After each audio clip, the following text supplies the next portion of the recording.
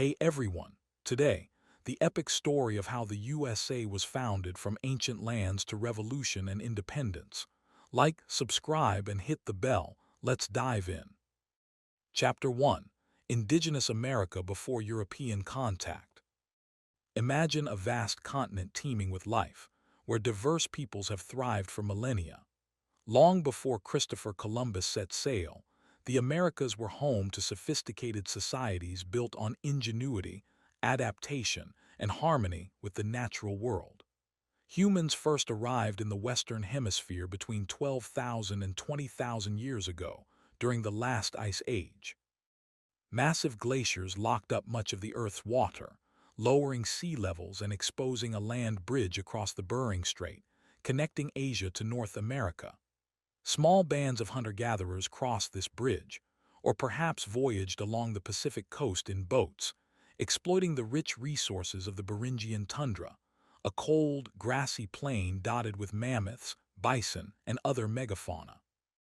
DNA evidence suggests these early migrants paused in Beringia for up to 15,000 years before the glaciers receded around 14,000 years ago, allowing them to spread southward and eastward.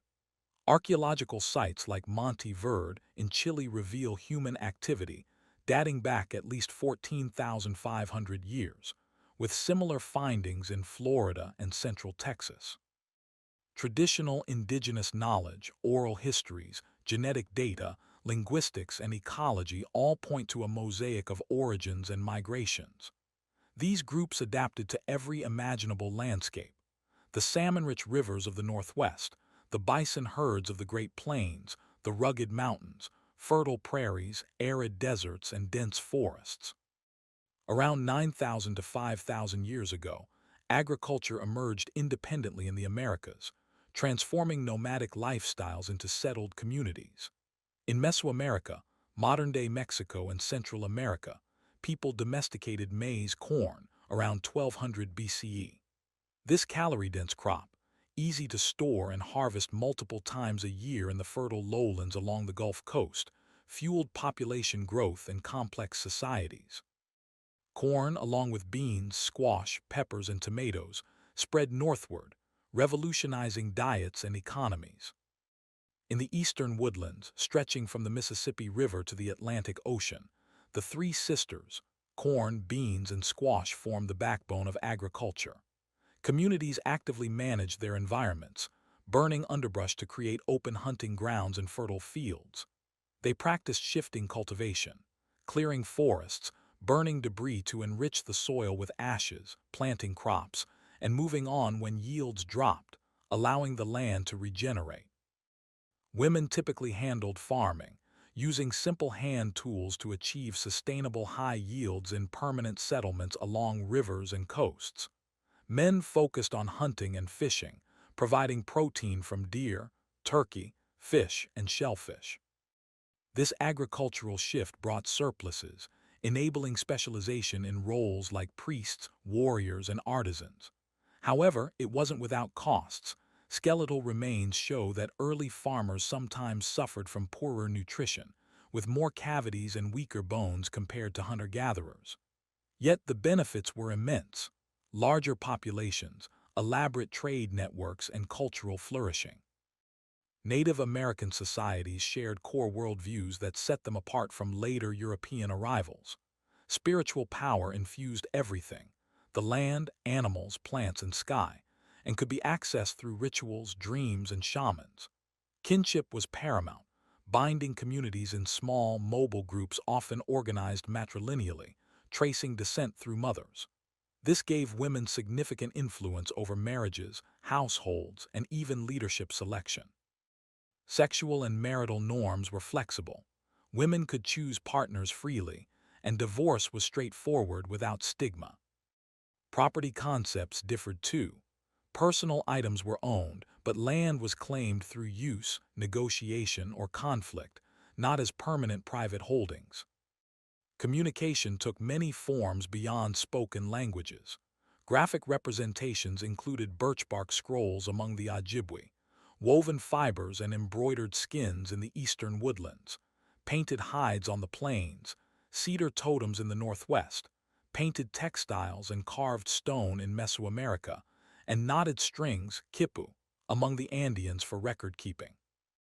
By about 2,000 years ago, major regional cultures had emerged. In the greater Southwest, ancestral Pueblones built thriving communities like Chaco Canyon in northern New Mexico, 901,300 CE, home to up to 15,000 people. They developed advanced irrigation, traded widely, domesticated turkeys, and constructed massive multi-story buildings like Pueblo Bonito, a sprawling structure covering 2 acres with 600 rooms, adorned with turquoise beads, copper bells, and exotic macaw feathers from Mexico. Underground kivas served as ceremonial spaces, and their architecture aligned with celestial events, tracking stars and solar cycles for spiritual and practical purposes. Environmental pressures eventually led to Chaco's decline: deforestation for fuel and building, over-irrigation salting the soil, and a prolonged drought starting around 1130 CE forced dispersal. Later groups like the Apache and Navajo adopted and adapted these traditions. Along the Mississippi River and its tributaries, the Mississippian culture flourished, building vast urban centers. Cahokia, near modern St. Louis, peaked around 1,000 years ago with a population of 10,000 to 30,000, comparable to contemporary European cities like London or Paris. Spanning 2,000 acres, it featured over 100 earthen mounds, with Monk's Mound rising 10 stories high, larger at its base than Egypt's Great Pyramid. These mounds aligned with astronomical events, serving as platforms for temples, elite residences, and burial sites. Society was hierarchical, organized into chiefdoms with clans. Chiefs wielded both secular and sacred power, demanding tribute from surrounding villages. Warfare played a key role in Mississippian life, stratifying society. Captives became enslaved, kinless individuals who could be integrated through adoption or marriage but were often traded to bolster alliances. Trade networks spanned continents. Seashells from the Gulf traveled over 1,000 miles inland, copper from the Great Lakes, flint from Indiana, mica from the Appalachians, obsidian from Mexico, and turquoise from the Southwest.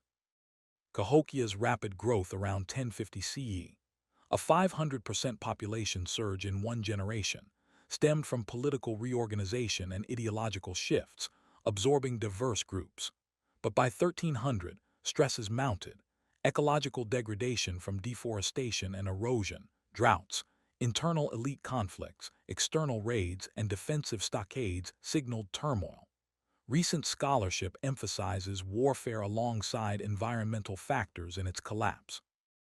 In the eastern woodlands, smaller, dispersed communities like the Lenape, Delaware, farmed the fertile bottomlands of the Hudson and Delaware rivers across present-day New York, Pennsylvania, New Jersey, and Delaware. Hundreds of settlements were loosely connected through shared oral histories, ceremonies, consensus-based politics, kinship ties, and matrilineal clans. Women managed agriculture and households, influencing the selection of sachems, leaders, who governed by persuasion and wisdom in inclusive councils. Warfare was limited, no massive fortifications, and trade flourished with neighbors like the Iroquois and Susquehannock.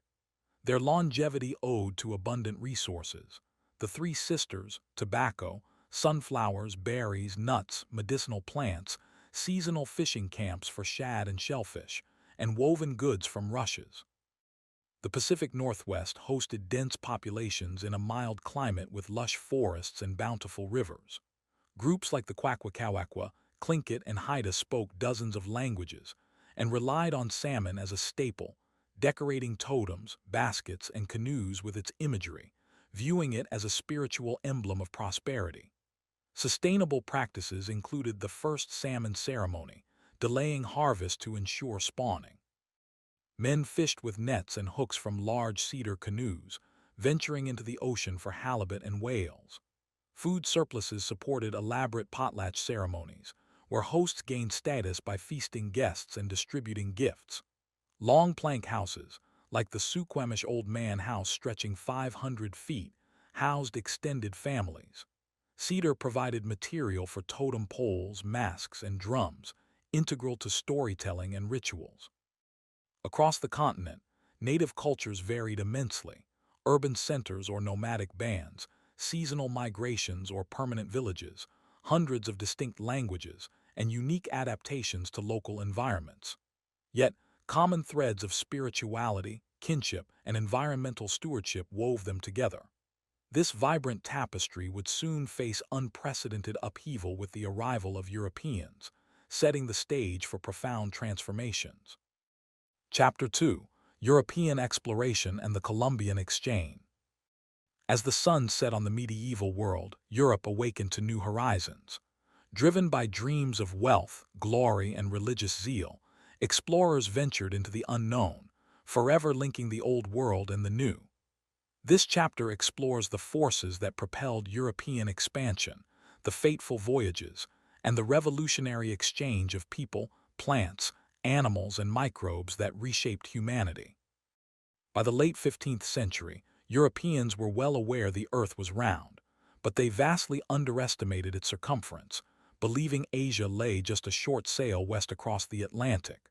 The lure was immense: spices, silks, and gems from India and China, accessed through costly overland routes controlled by Muslim middlemen. The Crusades had introduced Europeans to these luxuries, fueling a Renaissance hunger for knowledge and profit. Meanwhile, nation-states consolidated power.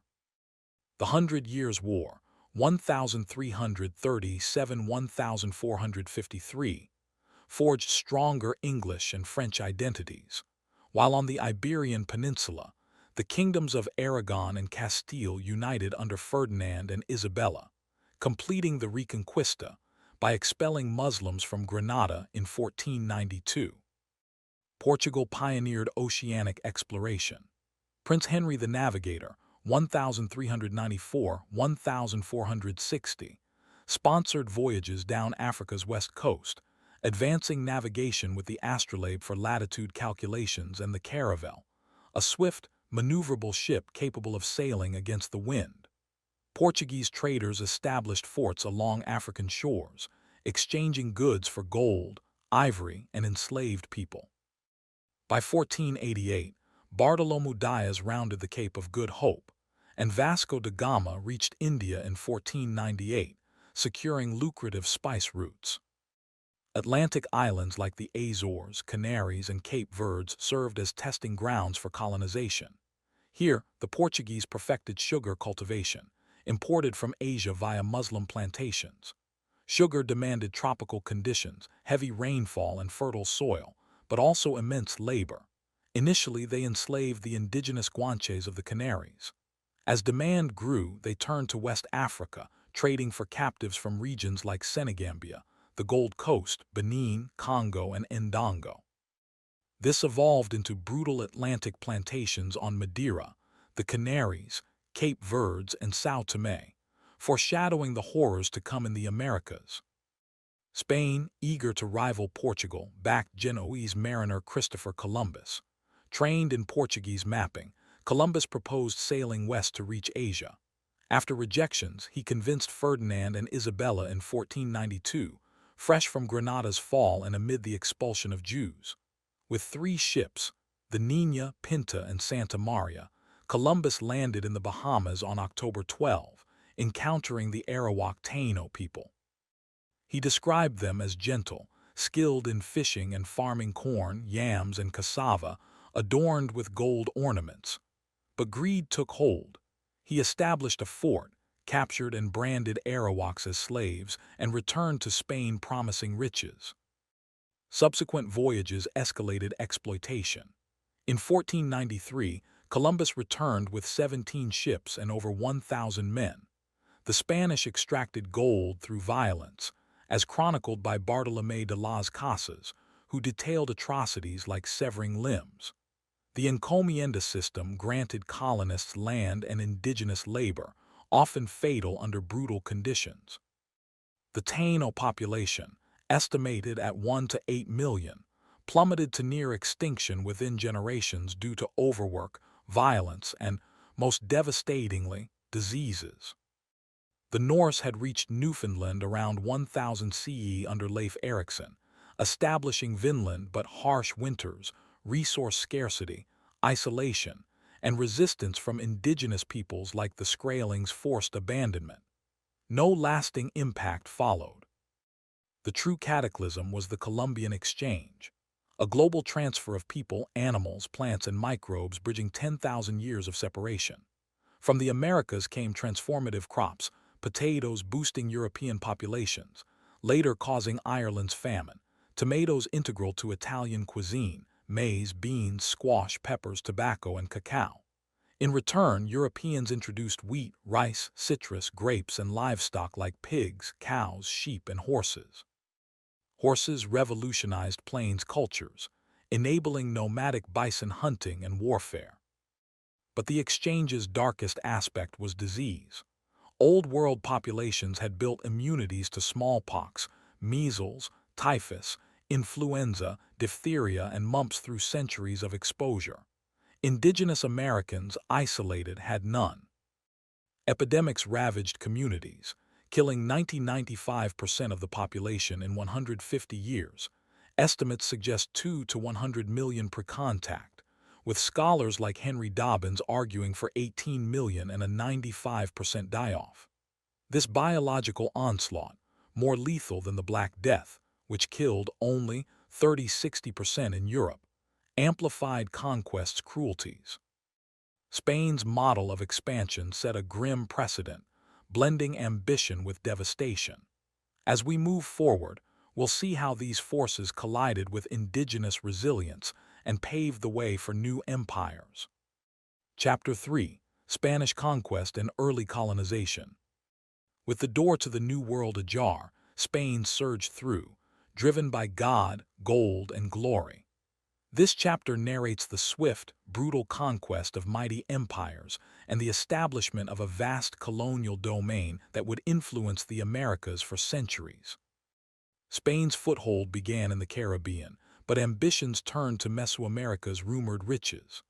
The Maya had built an advanced civilization in the Yucatan and Guatemala, with towering temples, hieroglyphic writing, precise mathematics, and astronomical calendars.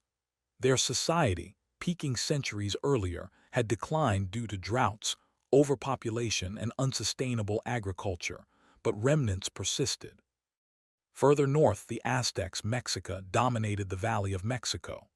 Migrants from the north, they founded Tenochtitlan in 1325 on Lake Texcoco, an engineering marvel with canals, causeways, and floating gardens, chinempas, sustaining 200,000–250,000 people, rivaling Europe's largest cities.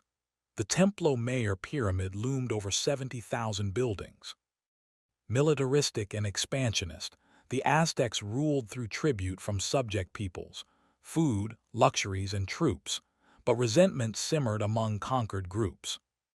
In 1519, Hernán Cortés landed with 600 men, horses, and cannons.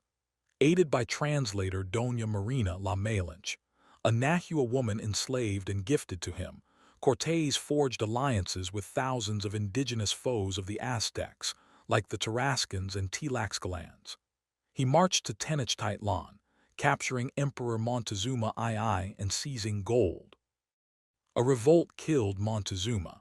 Cortés fled but returned in 1521 with a siege, bolstered by a smallpox epidemic that decimated the city. 15,000 died in the final assault, toppling an empire of over 1 million. Southward, the Incas built the largest pre-Columbian empire along the Andes, ruling 12 million from Cusco with terraced farms, extensive roads, and administrative genius. Smallpox arrived in 1525, having the population and killing Emperor Huayna Capac, igniting a civil war between sons Atahualpa and Huascar. Francisco Pizarro exploited this in 1532 with just 168 men, ambushing and capturing Atahualpa at Cajamarca. Despite a ransom of gold filling a room, Pizarro executed him in 1533, seizing Cusco amid chaos. Conquest brought wealth but horror. Spain extracted silver from mines like Potosi, using forced indigenous labor under the Meta system. Galleons carried treasures back, fueling Europe's economy. By the 1500s, 225,000 Spaniards migrated, mostly young men seeking fortune, followed by 750,000 over centuries. They established hierarchies. Peninsulars Spain-born at the top, Criollos American-born whites below, mestizos Spanish indigenous mixes in the middle, and enslaved or indigenous at the bottom. The Sistema de Castas obsessed over pure blood, but interracial unions were common due to few Spanish women. The church encouraged marriages. By the 1700s, mestizos comprised a third of unions. Cultural fusion emerged, like the Virgin of Guadalupe's 1531 apparition to Juan Diego, a dark-skinned figure blending Catholic and Nahua elements, becoming a unifying symbol. Northward expansion sought legendary cities. Juan Ponce de Leon explored Florida in 1513. Panfilo de Narvaez's 1528 expedition shipwrecked, with survivors like Alvar Núñez Cabeza de Vaca wandering to Mexico. Pedro Menéndez de Avilés founded St. Augustine in 1565, the oldest continuous European settlement in the U.S. Francisco Vázquez de Coronado trekked the southwest, 1540–1542, encountering pueblos but finding no gold. Hernando de Soto ravaged the southeast, 1539–1543, clashing with Mississippians. These forays established outposts but limited due to harsh terrain, no vast empires and fierce resistance. Yet Spain's legacy, language, religion, architecture, endured, setting patterns for future colonizers. Chapter 4. The Establishment of English Colonies. While Spain dominated the south, England eyed the north, seeking wealth, religious freedom, and strategic footholds. This chapter chronicles the rocky start of English settlements, from Roanoke's mystery to the enduring colonies that laid America's foundations. England's interest sparked in the late 1500s. Queen Elizabeth I sponsored voyages like Sir Francis Drake's raids on Spanish ships and Sir Walter Raleigh's 1585 Roanoke Island colony in present-day North Carolina. The first attempt failed. A 1587 group of 115 settlers, including Virginia Dare, the first English child born in America, vanished by 1590, leaving only the word Croatoan carved on a tree. Theories range from assimilation with local tribes to starvation or attack. Permanent success came in 1607 with Jamestown, Virginia, founded by the Virginia Company, a joint stock venture seeking profit from gold, trade, and agriculture. 104 men and boys landed on a swampy peninsula, plagued by disease, starvation, and conflicts with the Powhatan Confederacy under Chief Powhatan. Captain John Smith imposed discipline. "He that will not work shall not eat," and negotiated with Powhatan, aided by his daughter Pocahontas, who later married colonist John Rolfe and visited England. Tobacco saved Jamestown. Rolfe hybridized a milder strain in 1612, sparking a boom. By 1619, Virginia exported thousands of pounds, but labor demands led to indentured servants and, fatefully, the 1619 arrival of the first enslaved Africans, about 20 Angolans sold by a Dutch ship. That year also saw the House of Burgesses, America's first representative assembly, and the arrival of women to stabilize families. Northward, religious dissenters sought refuge. In 1620, the Pilgrims, separatists fleeing persecution, sailed on the Mayflower to Virginia but landed at Plymouth, Massachusetts. Before disembarking, 41 men signed the Mayflower Compact, agreeing to form a government and obey laws for the general good. Half died in the first winter from scurvy and exposure, but Squanto, a Patuxet who spoke English from prior captivity, taught them corn cultivation and brokered peace with Wampanoag chief Massasoit. The 1621 harvest inspired the first Thanksgiving. Puritans, seeking to purify the Church of England, followed in 1630 with the Massachusetts Bay Colony under John Winthrop. 11 ships carried 700 passengers to Boston, envisioning a city upon a hill as a moral beacon. Strict theocracy blended church and state. Only church members voted. Dissenters like Anne Hutchinson, who challenged male authority, were banished, founding Rhode Island under Roger Williams, emphasizing religious tolerance and separation of church and state. The Middle Colonies offered diversity. New Netherland, New York, began as a Dutch trading post in 1624, with Manhattan bought from Lenape for trinkets. Seized by England in 1664, it became New York under the Duke of York. Pennsylvania, granted to Quaker William Penn in 1681, promoted religious freedom, fair indigenous relations, and planned cities like Philadelphia, city of brotherly love. Southern colonies like Maryland, 1632, Catholic Haven, the Carolinas, 1663, Rice and Indigo, and Georgia, 1732, Debtor Refuge, rounded out the 13. Economies varied. Tobacco in Chesapeake, rice in Lowcountry using enslaved labor, fur trade in North. By 1700, colonies housed 250,000 people, blending opportunity with hardship, setting stages for unity and conflict. Chapter 5. Colonial Society, Economy and Culture. As colonies took root, a unique American identity emerged amid diversity, prosperity, and inequality. This chapter delves into daily life, economic engines, and cultural currents that bound and divided the 13 colonies. By the mid-1700s, population boomed to over 2 million through immigration and high birth rates. English dominated, but Germans, Scots-Irish, Dutch, French Huguenots, and Africans enriched the mix.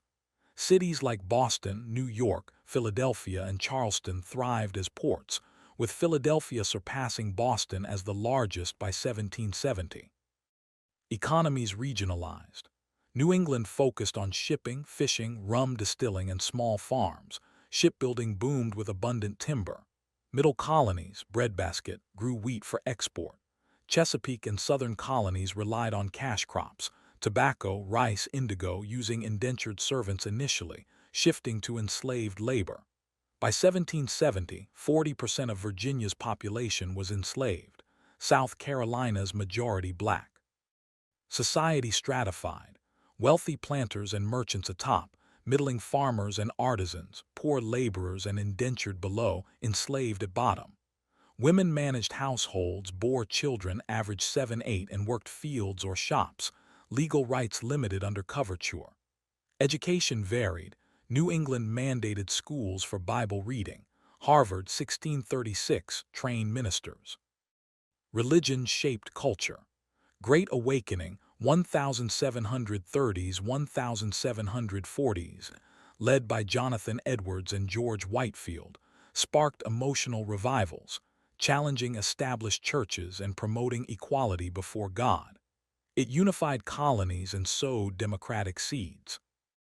Enlightenment ideas from Locke and Montesquieu influenced elites, emphasizing reason, rights, and government by consent. Newspapers and pamphlets spread news. Benjamin Franklin's inventions and writings epitomized colonial ingenuity. Ties to Britain remained strong, with salutary neglect allowing self-rule. But economic policies like navigation acts restricted trade to England, breeding resentment. Indigenous relations deteriorated. Wars like King Philip's, 1675-1676, devastated New England tribes. Cherokee and Creek navigated alliances. This vibrant, unequal society simmered with potential for growth and rebellion. Chapter 6. The Gathering Storm, the French and Indian War and the Seeds of Disunion. In the middle of the 18th century, the British colonies along the Atlantic seaboard were no longer the fragile footholds of an earlier generation. They had become a thriving, restless society of more than 1.5 million souls. Towns swelled, ports bustled with trade, and the frontier pushed steadily westward, hungry for land. Yet beyond the Appalachian ridges lay a vast, contested interior. the Ohio Valley, where the ambitions of two empires collided. France had long claimed the great heart of the continent. From the frozen shores of Canada to the warm delta of Louisiana, a chain of forts and missions traced the rivers and lakes, Detroit, Niagara, Duquesne. The French intended to hold the Mississippi and its tributaries, confining the English to a narrow coastal strip. The British, however, would not be confined. Virginia speculators, Pennsylvania traders, and the Ohio Company of London saw fortune in the western forests. In the spring of 1754, a young major of the Virginia militia, George Washington, was dispatched to the forks of the Ohio to assert British rights. He built a rude stockade, named Fort Necessity, and waited. On July 3, the French arrived with Indian allies. After a day of rain-soaked fighting, Washington surrendered, the first armed clash of what would become a global war. The conflict that followed, known in America as the French and Indian War, was savage and sprawling. In 1755, General Edward Braddock marched a splendid British army toward Fort Duquesne, confident that European discipline would prevail in the wilderness. Washington rode at his side. On the banks of the Monongahela, the forest itself turned against them. French regulars and Indian warriors poured fire from behind trees and fallen logs. Braddock's red-coated columns were cut to pieces. The general himself was mortally wounded, dying in a wagon as his army fled. Hundreds of bodies lay in their bright uniforms, easy targets against the green. For 3 years the frontier burned. French allied Indians raided deep into Pennsylvania, Maryland, and Virginia, burning cabins, killing settlers, taking captives. Entire families vanished into the woods. In London, the government changed hands. William Pitt, the great commoner, assumed direction of the war. Pitt understood that North America was the decisive theater. He poured men, ships, and money across the ocean, promising the colonies that Britain would bear most of the expense. In return, he expected unity and sacrifice. The tide turned in 1758.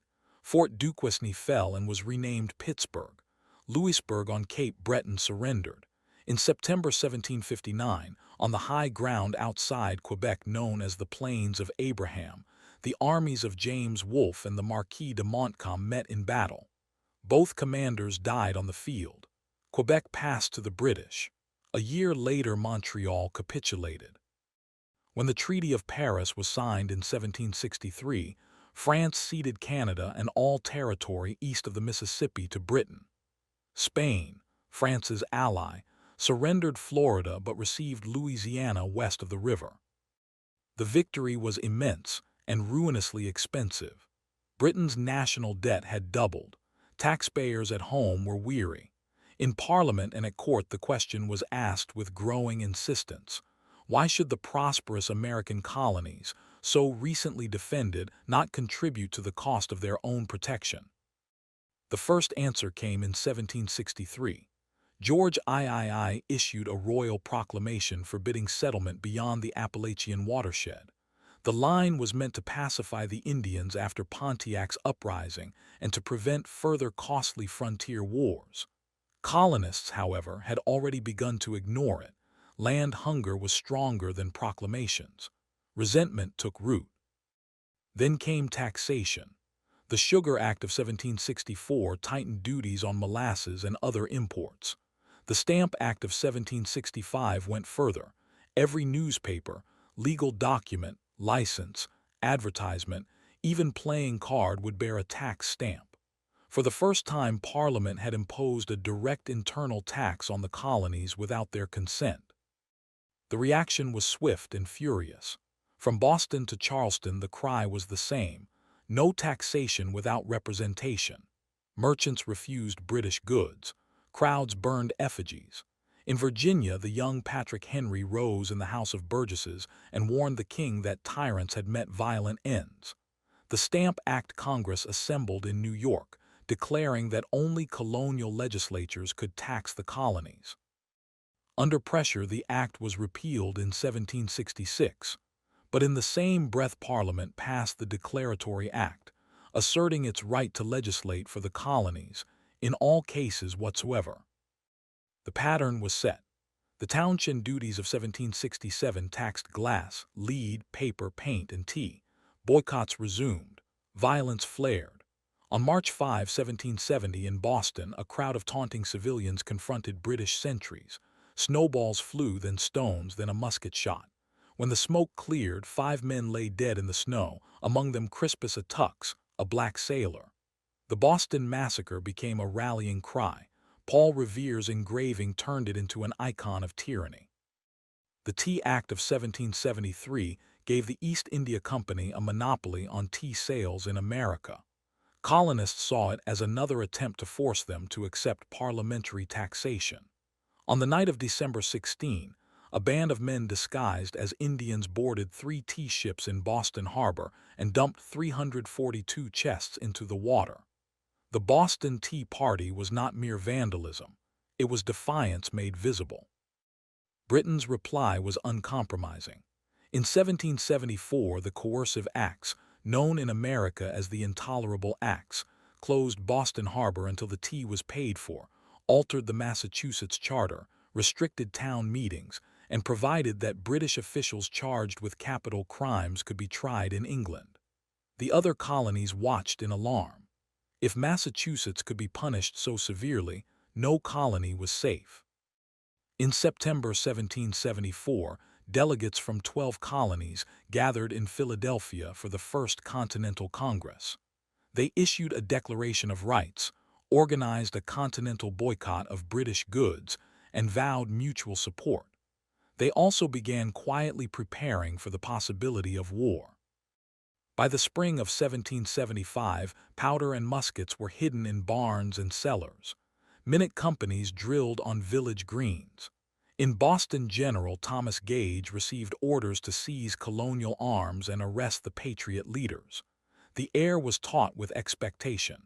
One spark would be enough. Chapter 7. The Break with the Crown. The year 1775 opened in uncertainty and armed readiness. In February, the Massachusetts Provincial Congress began to collect military stores at Concord. On the night of April 18, General Gage sent a force of 700 men to destroy those supplies and capture John Hancock and Samuel Adams, who were rumored to be at Lexington. Paul Revere and William Dawes rode through the darkness to warn the countryside. At Lexington, on the morning of April 19, 70 militia faced the British column on the Common. A shot rang out, whose no one could ever say with certainty. 8 Americans fell dead. The British marched on to Concord, destroyed what they could find, and turned back. All along the road back to Boston, Minutemen fired from stone walls and trees.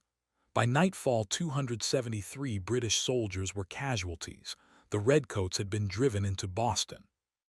The war had begun, not as a war for independence, but as a war to defend colonial rights. Yet events moved swiftly.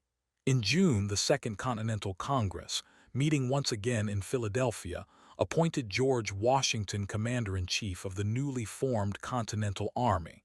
On July 3, he took command outside Boston. The siege tightened. Meanwhile, voices for reconciliation still spoke. In July, the Congress sent the Olive Branch petition to the king, affirming loyalty and pleading for a halt to hostilities. George III refused to receive it. In August, he issued a proclamation declaring the colonies in rebellion. The path narrowed. In January 1776, a slim pamphlet appeared in the shops of Philadelphia. Common Sense by Thomas Paine was written in plain, forceful prose that reached every level of society. Paine did not argue for reform, he argued for separation. Monarchy, he said, was absurd. Hereditary rule was an insult to reason. America had matured beyond the need for a distant king. We have it in our power, he wrote, to begin the world over again. The pamphlet sold more than 120,000 copies in 3 months. It shifted the public mood. Independence, once a radical notion, became a subject of serious debate. On June 7, Richard Henry Lee of Virginia introduced a resolution in Congress that these united colonies are, and of right ought to be, free and independent states. Debate followed. A committee was appointed to prepare a formal declaration. Thomas Jefferson, John Adams, Benjamin Franklin, Roger Sherman, and Robert R. Livingston. Jefferson, then 33, retired to a second-floor room on the corner of 7th and Market Streets. For 17 days he wrote, drawing on Enlightenment philosophy, colonial charters, and his own convictions. The document he produced was brief, luminous, and revolutionary. "We hold these truths to be self-evident," he began, "that all men are created equal, that they are endowed by their Creator with certain unalienable rights, that among these are life, liberty, and the pursuit of happiness. Governments existed," he continued, "to secure those rights. When government became destructive, the people had the right to alter or abolish it." The Declaration listed 27 grievances against King George III: taxation without consent, dissolution of legislatures, quartering of troops, incitement of domestic insurrections. Congress debated and revised. A passage condemning the slave trade was struck out to preserve unity with South Carolina and Georgia. On July 2, the Lee Resolution passed. On July 4, the Declaration was adopted. John Hancock signed first, his name bold and large. Copies were printed and carried by express riders to every colony. Bells rang. Crowds gathered in market squares to hear the words read aloud. A new nation had announced itself to the world. Chapter 8. The War for Independence, the Early Campaigns. The Declaration of July 4, 1776, was not merely a political document. It was an act of irrevocable defiance. With those words, the 13 colonies had become, in their own eyes, 13 sovereign states, united in the pursuit of independence. Yet the ink had scarcely dried before the reality of war descended upon them. The British Empire did not intend to permit such a rupture without a struggle that would test the endurance of both sides. In the summer of 1776, the British government dispatched one of the largest expeditionary forces ever assembled to the shores of America. General William Howe, a careful and experienced officer, arrived in New York Harbor with 34,000 troops, British regulars, Hessian mercenaries, artillery, cavalry, and a fleet of warships that darkened the water. Against them stood George Washington's Continental Army, perhaps 19,000 men at its peak that summer, most of them ill-trained, poorly clothed, and short of every necessity. Many were farmers who had never fired a musket in anger. Others were boys scarcely old enough to shave. Washington himself knew that he could not hope to hold New York against such numbers, yet he resolved to defend it for as long as possible, to buy time and preserve the morale of the new nation. The campaign opened on August 27 with the Battle of Long Island. Howe outmaneuvered the Americans, flanking their position with a night march and striking at dawn. The Continental lines crumbled. Thousands of men were captured. Thousands more fled in disorder across the East River. Washington watched from a Brooklyn hilltop as the remnants of his army retreated. That night, a dense fog rolled in from the sea, blanketing the water.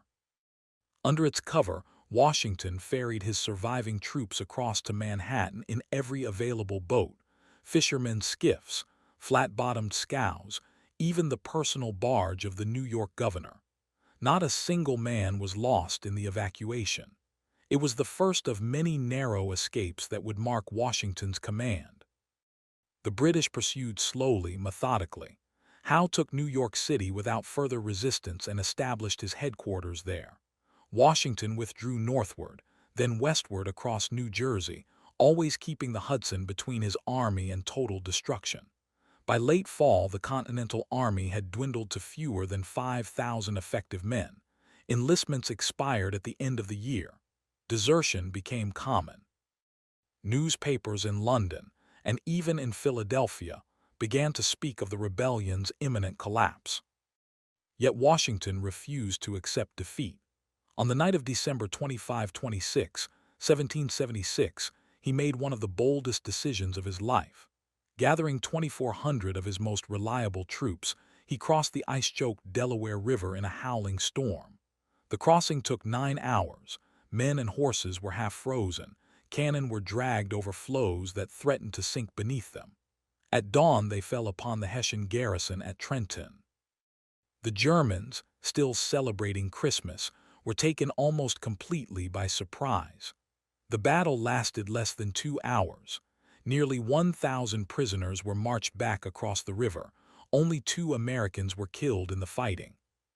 The victory at Trenton was small in scale but immense in consequence. A week later at Princeton, Washington struck again, routing a British detachment and seizing much-needed supplies. The twin victories revived the cause. New recruits began to arrive. Enlistments were extended. The army that had seemed on the verge of dissolution survived to fight another season. The British, however, retained the initiative. In 1777, General Howe resolved to capture the American capital at Philadelphia. He landed his army at the head of Chesapeake Bay and marched northward. Washington attempted to block him at Brandywine Creek on September 11. The battle was hard fought, but Howe once more outflanked the Americans. Philadelphia fell on September 26. Congress fled westward to York. The British occupied the city in triumph, certain that the loss of the capital would break the rebellion. Washington refused to concede the campaign. On October 4, he launched a daring counterattack at Germantown, attempting to surprise Howe's dispersed forces. The assault nearly succeeded. For a moment, British units were thrown into confusion, but fog and poor coordination turned the advantage. The Americans were repulsed with heavy losses. Washington withdrew once more, this time to winter quarters at Valley Forge, 20 miles northwest of Philadelphia.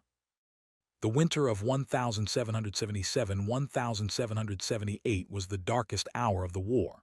Valley Forge was no fortress. It was a windswept plateau of barren fields and leafless woods. The army arrived with almost no provisions. Tents were ragged, blankets were scarce. Shoes were so few that many men marched barefoot, leaving bloody tracks in the snow. Typhus, dysentery, and smallpox swept through the camp. More than 2,000 men died, not from battle, but from hunger, cold, and disease. Yet in that season of suffering the army was transformed. A Prussian officer, Baron Friedrich Wilhelm von Steuben, arrived in February 1778. He spoke little English but possessed a gift for drill and discipline. He taught the men to maneuver in line, to load and fire with precision, to stand under fire. Day after day, he drilled them on the frozen parade ground, cursing in German and French when they failed. By spring, the Continental Army that emerged from Valley Forge was no longer a collection of amateurs. It had become a force capable of meeting the British on equal terms. While Washington endured at Valley Forge, another theater had produced a victory that would change the course of the war. In the north, General John Bergen had marched south from Canada with 8,000 men, intending to seize Albany and sever New England from the rest of the colonies. His campaign began well. Fort Ticonderoga fell without a fight, but the wilderness proved more formidable than the enemy. Roads had to be cut through forest and swamp. Supplies lagged. American militia harassed his flanks. At Saratoga, in September and October 1777, Bergen's army was brought to battle by American forces under Horatio Gates and Benedict Arnold. 2 sharp engagements ended in British retreat. On October 17, surrounded and starving, Bergen surrendered his entire command, nearly 6,000 men. It was the first time in the war that a British army had laid down its arms in the field. News of Saratoga reached Europe in the winter of 1777-1778. In Paris, the French court, which had been quietly supplying the Americans with arms and money since 1776, now saw an opportunity. On February 6, 1778, France signed treaties of alliance and commerce with the United States. The war had become international. French ships, French troops, and French gold would soon arrive. Britain, already stretched across a global empire, now faced enemies in the West Indies, the Mediterranean, and the English Channel. The early campaigns had been a trial by fire. Washington had preserved the army when preservation seemed impossible. The British had won battles in cities, yet they had not broken the rebellion. The war would continue for 5 more years, longer, bloodier, and more uncertain than either side had imagined in 1776, but the foundations of endurance had been laid. The United States would not be defeated easily. Chapter 9. The Turning of the Tide, Saratoga, the French Alliance, and the War in the Middle Years. The surrender of John Bergen at Saratoga in October 1777 was more than a battlefield defeat. It was a moment that altered the trajectory of the war and the fate of the American cause.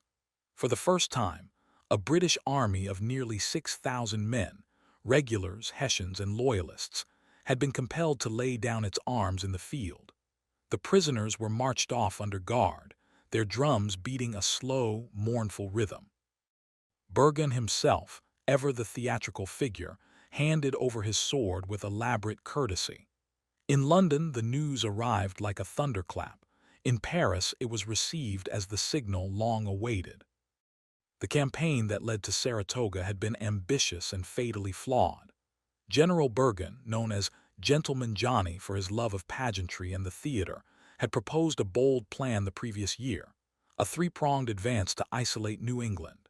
He would march south from Canada along Lake Champlain to Albany, while Barry St. Ledger moved eastward from Oswego and Henry Clinton pushed north from New York City.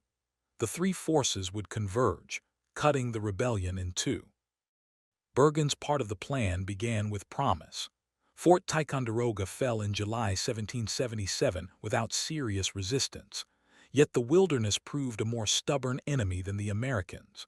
Roads had to be hacked through dense forest, bridges built over swamps, artillery dragged across miles of mud.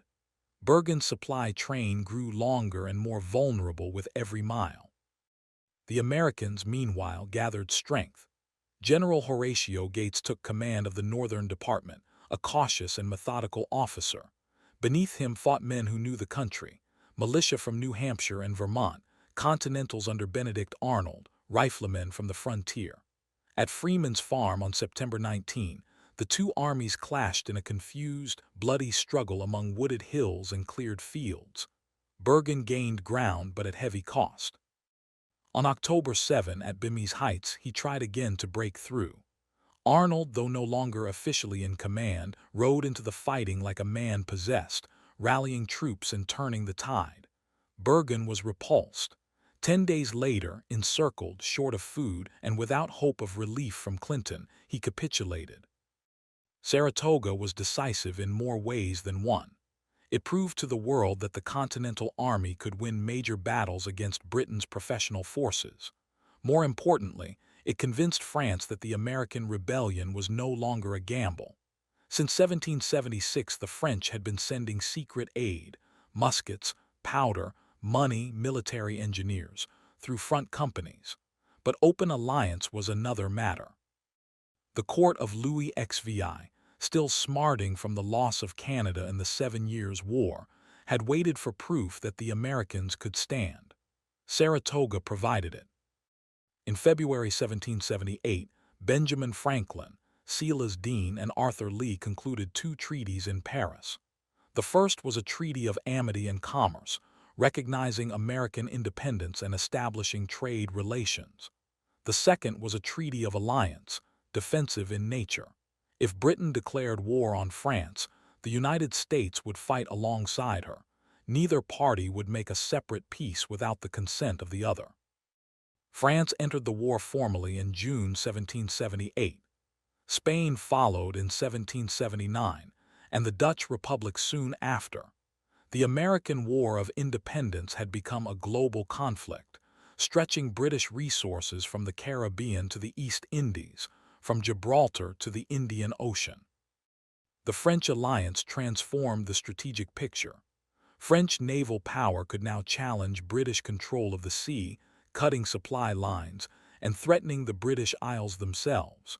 French troops and loans would sustain the Continental Army when American finances faltered. Yet the alliance also complicated American diplomacy. France sought to recover lost colonies and humiliate Britain. American leaders, particularly John Adams and later John Jay, would have to guard against being drawn into European quarrels that did not serve their own interests. While the diplomatic revolution unfolded in Europe, the war in America entered its middle grinding phase. The British, chastened by Saratoga, abandoned Philadelphia in June 1778 and marched back to New York. Washington pursued, bringing on the Battle of Monmouth on June 28. The day was brutally hot. Men fell from heat stroke as much as from musket fire. The battle was inconclusive, but the Continental Army showed it could stand toe-to-toe with British regulars.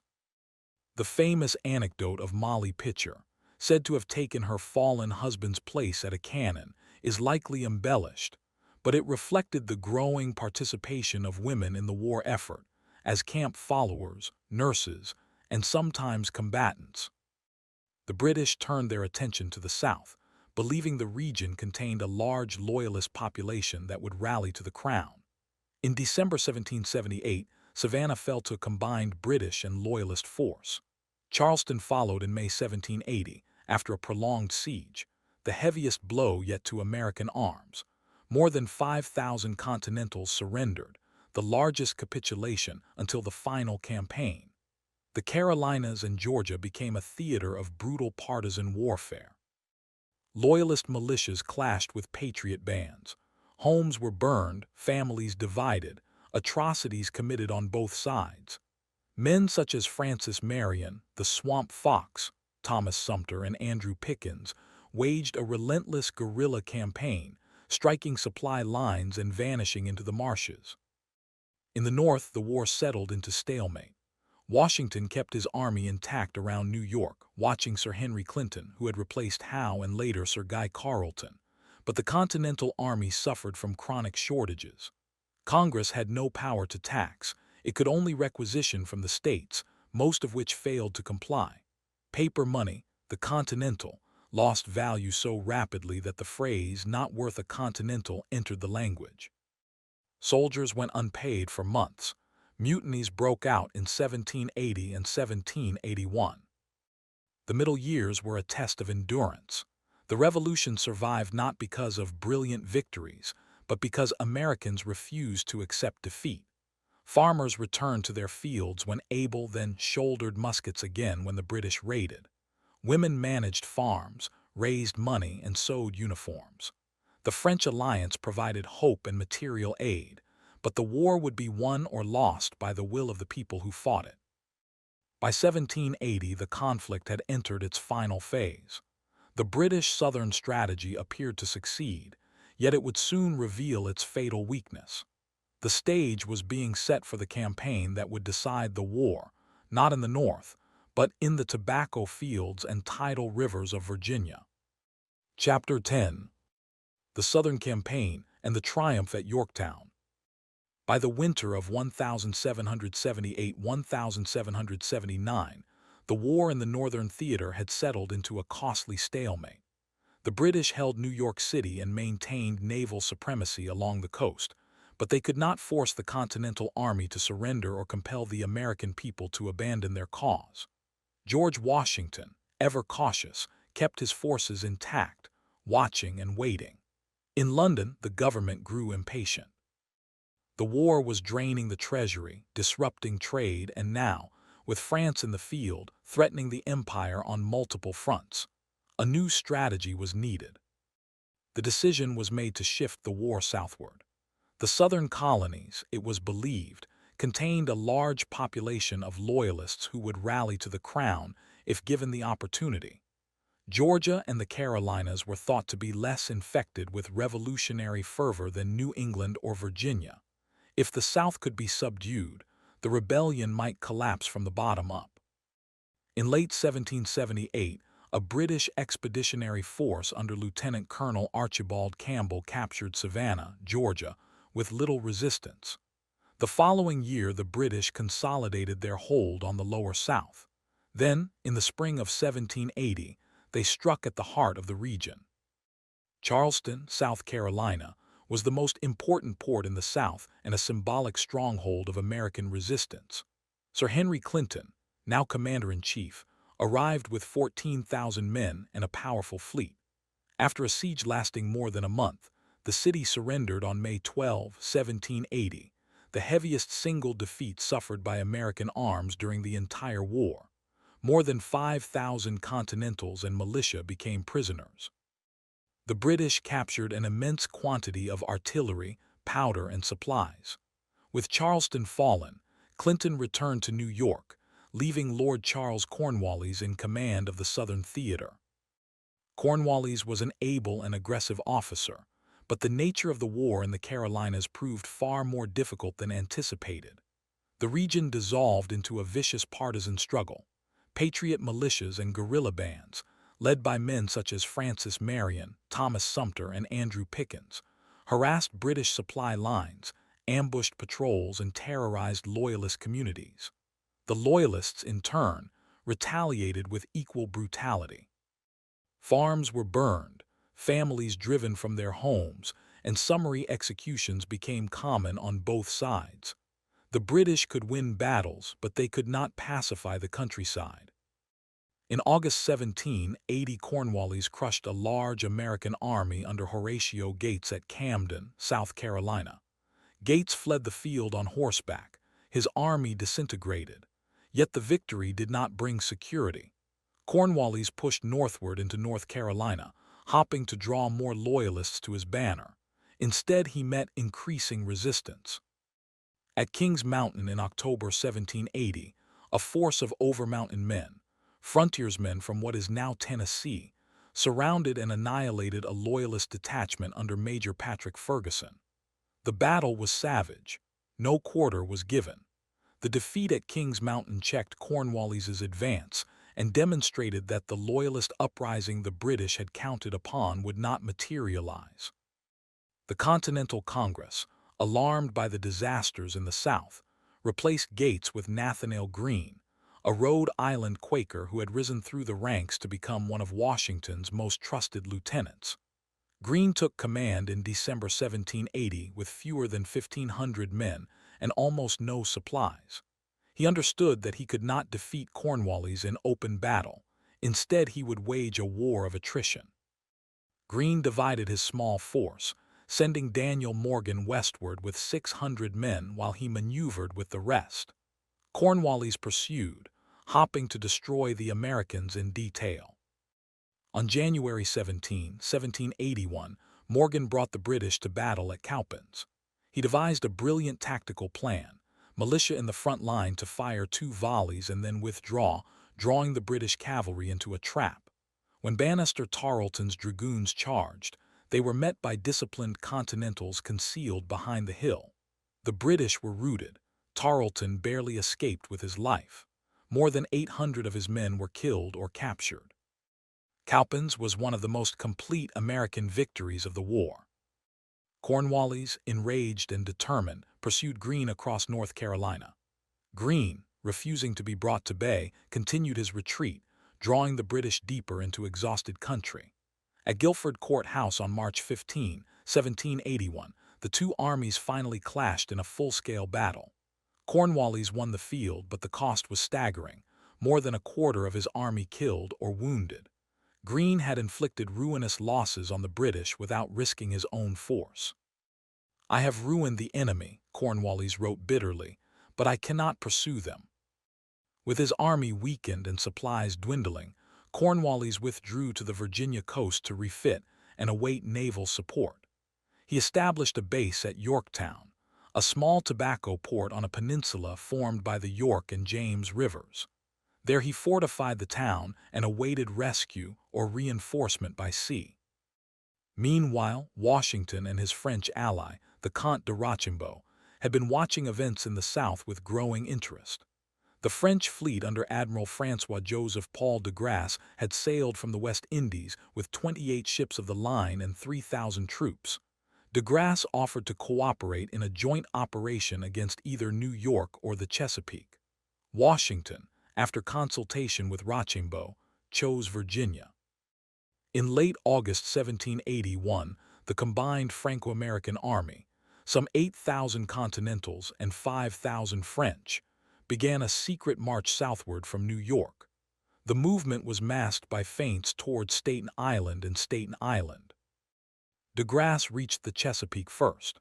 On September 5, 1781, his fleet engaged a British squadron under Rear Admiral Thomas Graves off the Virginia Capes. The battle was inconclusive in terms of ships lost, but decisive in consequence. Graves withdrew to New York for repairs, leaving de Grasse in control of the Chesapeake. Cornwallis was sealed off from the sea. By late September, the Allied army arrived outside Yorktown. Washington and Rochambeau commanded a total force of nearly 17,000 men. French siege engineers began constructing parallels, trenches advancing toward the British lines. Heavy artillery, including French 24-pounders, was brought ashore and emplaced. Day after day, the bombardment continued, shattering British fortifications and sinking ships in the York River. On October 14, the Allies stormed two key redoubts, Redoubt 9 and Redoubt 10, in a nighttime assault led by Alexander Hamilton and French troops. The redoubts fell quickly. With the British lines breached, Cornwallis's position became untenable. On October 17, a drummer appeared on the British parapet beating for a parley. A flag of truce was raised. Negotiations began. On October 19, 1781, Cornwallis surrendered his entire army, more than 7,000 officers and men. The British marched out between lines of French and American soldiers, their bands playing The World Turned Upside Down. Cornwallis himself pleaded illness and sent his second-in-command to surrender his sword to Washington, who directed the British officer to present it to Rochambeau's second. The gesture was symbolic but pointed. The victory belonged to the alliance. Yorktown was not the last battle of the war. Fighting continued elsewhere for 2 more years, but it was the decisive blow. When the news reached London, the government of Lord North collapsed. Parliament voted to end offensive operations in America. Peace negotiations began in Paris in 1782. The long war was nearing its end. The American Revolution had survived its darkest hours and, through endurance, alliance, and the will to resist, had carried the day. Chapter 11. The Treaty of Paris and the Birth of a Nation. The surrender at Yorktown in October 1780 did not end the American Revolution in a single stroke. Fighting continued in scattered theaters, skirmishes in the Carolinas, naval actions in the Caribbean, raids along the frontier, but the strategic heart of the British effort had been broken. When the news of Cornwallis's capitulation reached London in November, the political ground shifted decisively. The ministry of Lord North, which had prosecuted the war for 7 years, could no longer command confidence. On February 27, 1782, Parliament voted to end all offensive operations in America.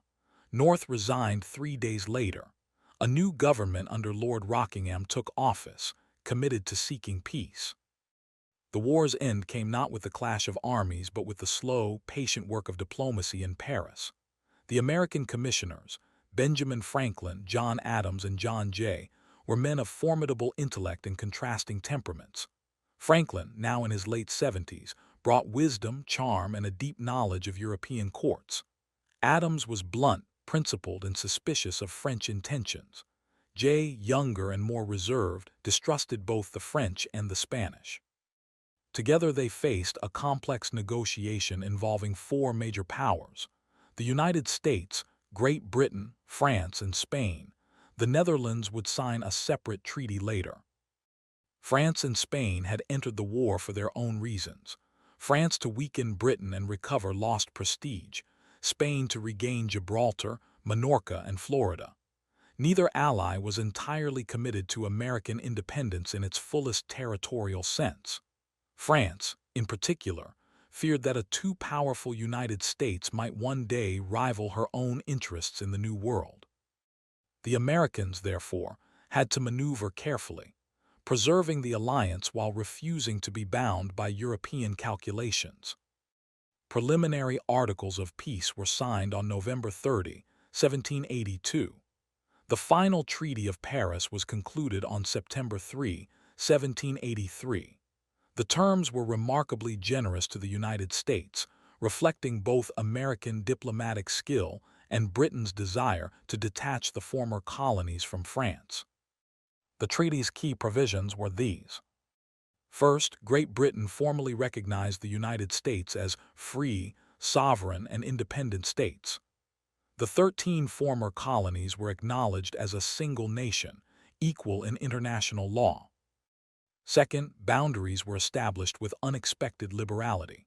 The new nation extended from the Atlantic to the Mississippi River in the west, from Canada in the north to the 31st parallel in the south, roughly the northern boundary of present-day Florida. This vast territory, more than double the land claimed by the colonies before the war, included the Ohio Valley, Kentucky, and Tennessee, regions that Britain had previously sought to reserve for Indian allies or future settlement. Third, Americans retained fishing rights off the Newfoundland coast and in the Gulf of St. Lawrence, vital to New England's economy. In return, British merchants were promised access to American ports on the same terms as other foreigners.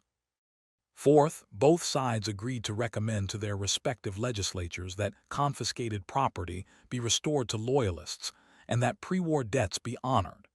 These provisions were largely ignored in practice.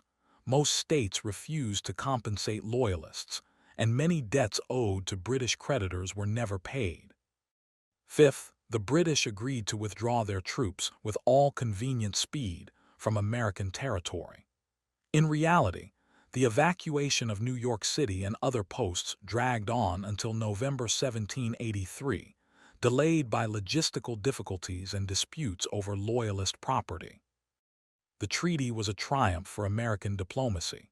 The United States emerged from the war with boundaries far more expansive than any reasonable expectation could have foreseen. Yet the peace also exposed the fragility of the new nation. The Articles of Confederation, adopted in 1781, had created a weak central government incapable of taxing, regulating commerce, or enforcing treaties. The states retained almost complete sovereignty. Congress could only request funds and troops. The war had been won despite, not because of this structure. The immediate aftermath was one of relief mingled with uncertainty. In cities and villages across the country, celebrations erupted as the last British troops sailed away. On November 25, 1783, General Washington rode into New York City at the head of his army, entering as the British fleet disappeared over the horizon. At Fraunce's Tavern, he bade farewell to his officers in an emotional scene that left many in tears. "With a heart full of love and gratitude," he told them, "I now take leave of you." Then he rode south to resign his commission before Congress in Annapolis, deliberately surrendering power in a gesture that astonished Europe. Kings did not voluntarily lay down their swords.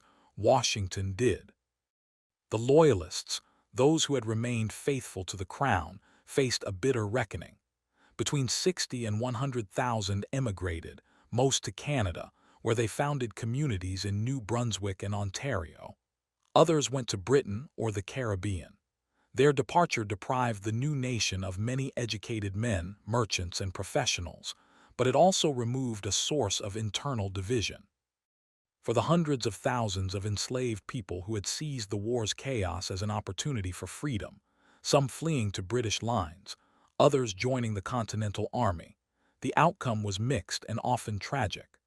Thousands who had fought for the British were evacuated to Nova Scotia or Sierra Leone, where they established free black communities. Those who remained in the United States faced continued bondage. The Revolution's promise of liberty did not extend to them. Yet the language of the Declaration, "All men are created equal," would echo in future struggles. The war had cost dearly.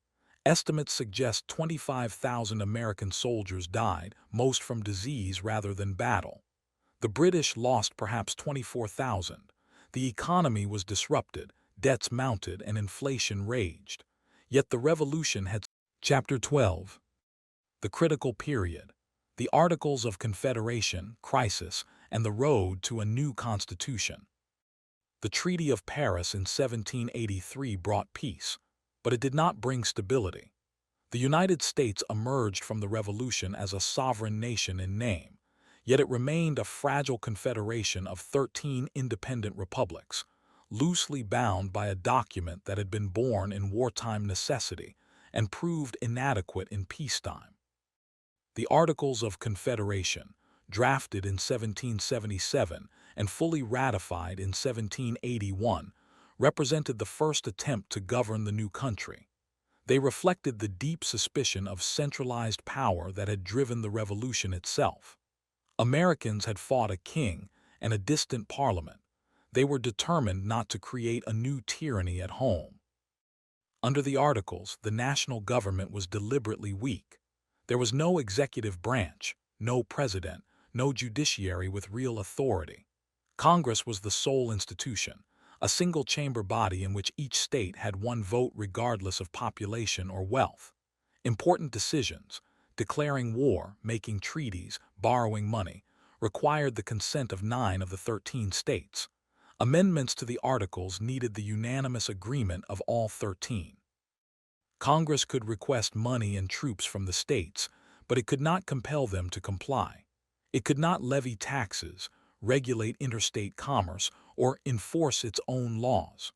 The result was a government that could advise but rarely command. At first, the weaknesses seemed tolerable. The war had been won under the Articles, and the nation was preoccupied with Reconstruction. But as the 1780s unfolded, the flaws became glaring. The war had left enormous debts, both to foreign creditors, France and the Dutch Republic, and to domestic lenders, soldiers, suppliers, and citizens who had loaned money to the cause.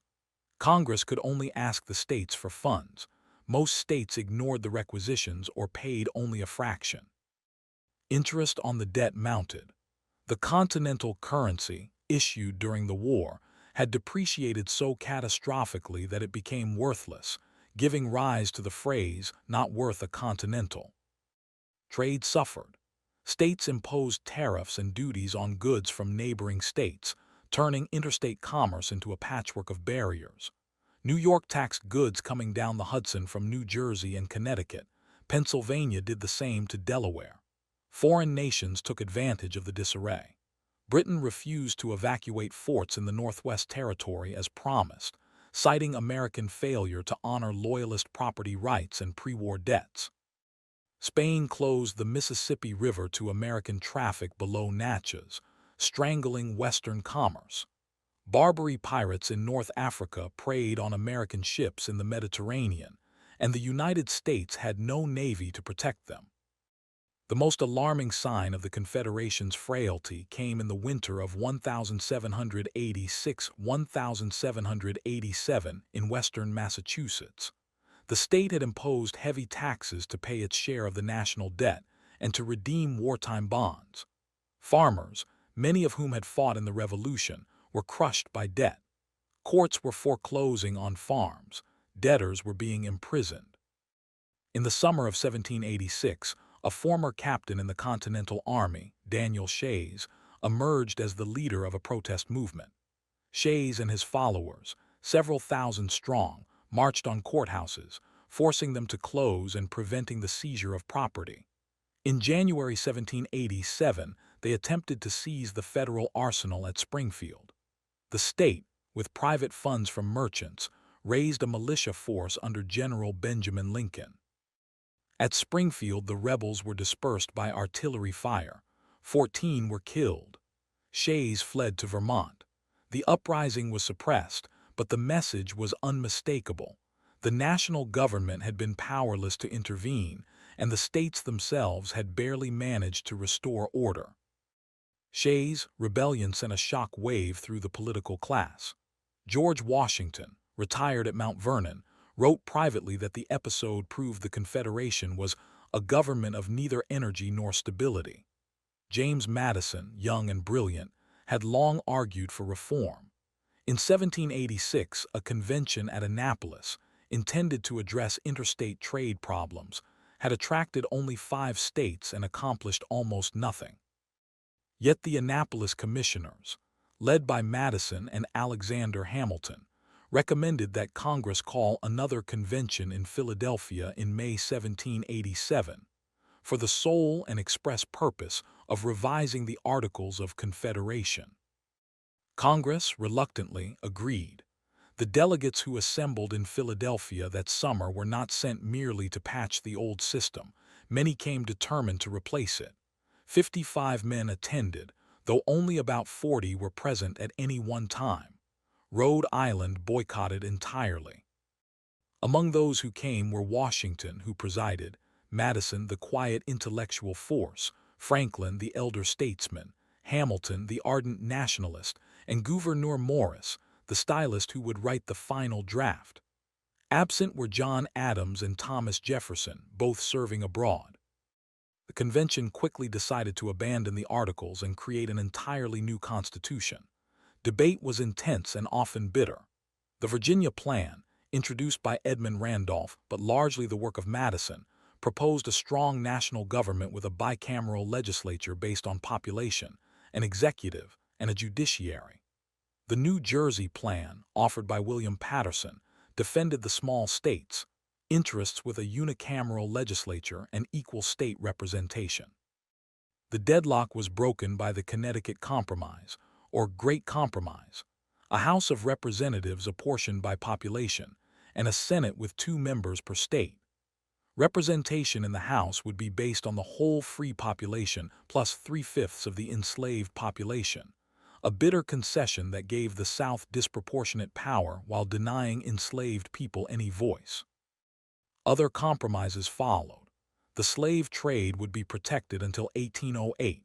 Congress was given power to regulate interstate and foreign commerce. The executive was made a single president, elected indirectly through an electoral college. The judiciary would be independent, with judges serving for life. The Constitution would be ratified by conventions in the states, not by the state legislatures. On September 17, 1787, 39 delegates signed the document. Benjamin Franklin, at 81, rose to speak. "I confess that there are several parts of this Constitution which I do not at present approve," he said, "but I am not sure I shall never approve them. I doubt, too, whether any other convention we can obtain may be able to make a better Constitution."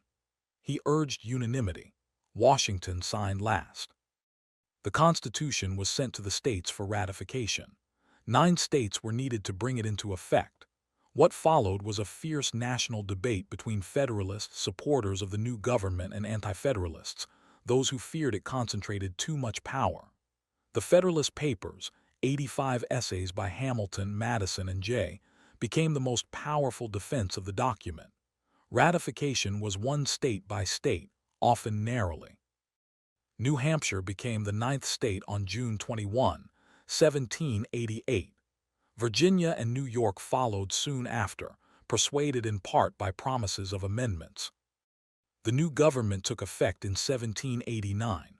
Washington was unanimously elected president. On April 30, he took the oath on the balcony of Federal Hall in New York City, the temporary capital. "I walk on untrodden ground," he wrote. "There is scarcely any part of my conduct which may not hereafter be drawn into precedent."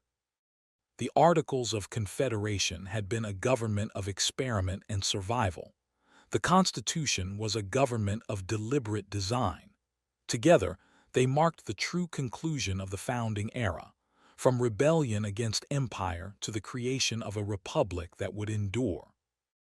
And so the story of the founding closes, not with triumph alone, but with the sober recognition that liberty, once won, must be preserved by vigilance, compromise, and the ongoing consent of the governed.